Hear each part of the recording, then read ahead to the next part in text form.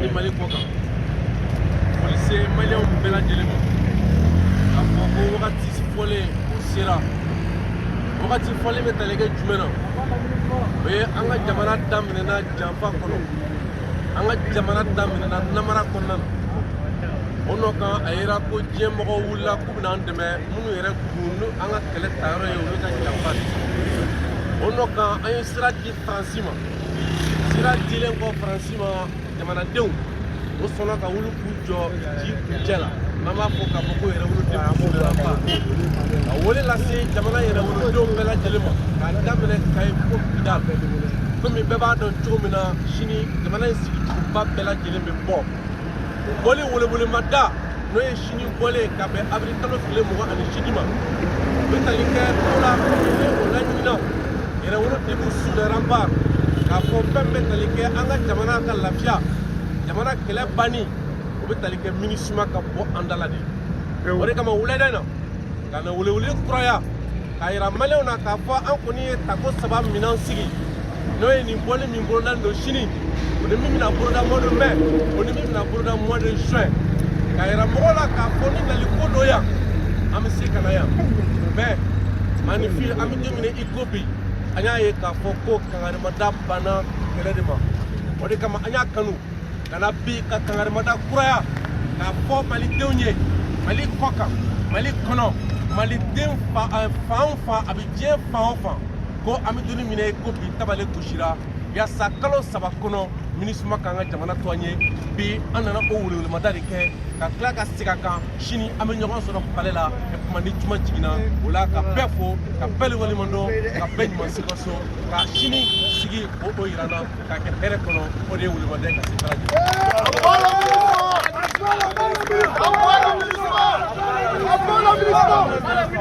Komi arajo bɛ an tilala arajo la an tatɔ so Mali dugukolo dɔ kan Mali fan dɔ fɛ an nana ka na an jɔ ka kuma MINUSMA jabala da la n'o ka kiji an ka aéroport kɛrɛfɛ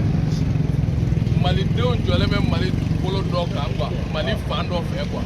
ko Mali kumabɔli kuma ko fɔ Mali kɔnɔ ni maliyɛn denw ka laɲini ye quoi an bɛ k'o kuma de fɔ quoi c'est pourquoi Assimi Goïta ko Dagani saba cibali k'o sigira ko Mali ka kotigiya o tɛ tɛrɛmɛ ko Mali ni irisigatigɛ ni ɲɔgɔn ma k'i b'i ɲɛbɔ saraw la ko sabanan ko ni faso jama ko min ko ale Assimi Goïta ko faso jama ko MINUSMA k'a ka poso ni kasa cɛ ka taa ka bɔ an ka jamana kɔnɔ kuma de tiɲɛ wa an ye kangari da an b'an kɛ sanni suwa trop tard an ka bɔ sini jumadon le 28 avril 2023 à partir de 14h par la culture là. Nous baname le 25 mai stade Modibo Keïta là et le 23 juin à monument Tour de l'Afrique là. Au don de Anyarama et au Wele de Mamoulou Kalasi. Anjolé gâteau façon Kili Bunga. Anjolé gâteau ce n'est que le début du commencement. Ils ont imposé à notre pays une guerre asymétrique. Et en réponse, nous allons leur imposer au retour une révolution asymétrique. C'est ça. À tout moment, tout est possible.